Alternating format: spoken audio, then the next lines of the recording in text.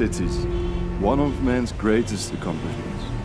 It gives rise to a new wondrous landscape with extraordinary microclimates and a fabulous grouping of species. Where there's humans, there are lights at night. We depend on artificial light at night, but by doing so, we may unintentionally disturb breeding birds. Because of this, researchers wanted to find out whether street lights influence blue-tit breeding behavior. Here too, they set out on a journey to the forest and compared the behavior of blue-tits in the darkness and in the light. While the forest is still asleep, life in the city is slowly getting started, and some birds decide to start the day early. Just before sunrise, the male blue-tits start their beautiful dawn songs to impress the females. This early in the day, only the strongest of male blue-tits in the forest awake, while something peculiar is going on in the city.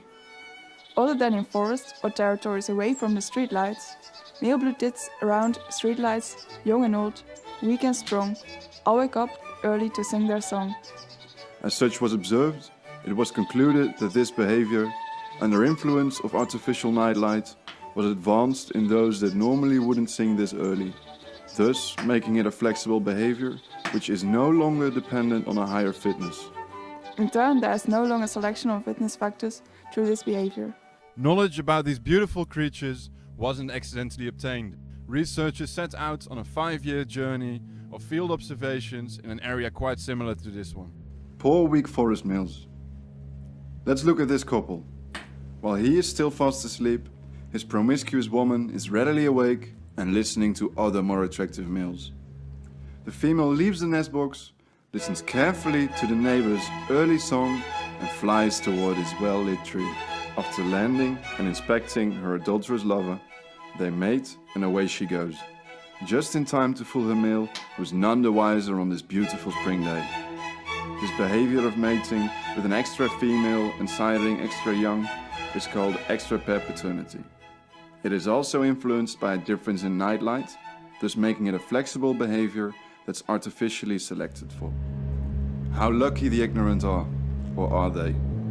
While he was enjoying a good night's sleep, his female decided to mate with someone else. His song still attracts her, and as happened before with his neighbor, she mates with him, while unknown to him, his neighbor went before. Never will he know that most of his chicks are not his own. After a few days, because of the flexibility of this behavior, the eggs of the female's neighbor, living near the streetlights, have all been laid. Our female, however, will wait a little bit longer because of the relative darkness of the forest, leaving her male to take care of his neighbor's young. Females who breed earlier normally have a bigger brood. However, the neighbor's earlier brood, compared to her nest size, does not differ.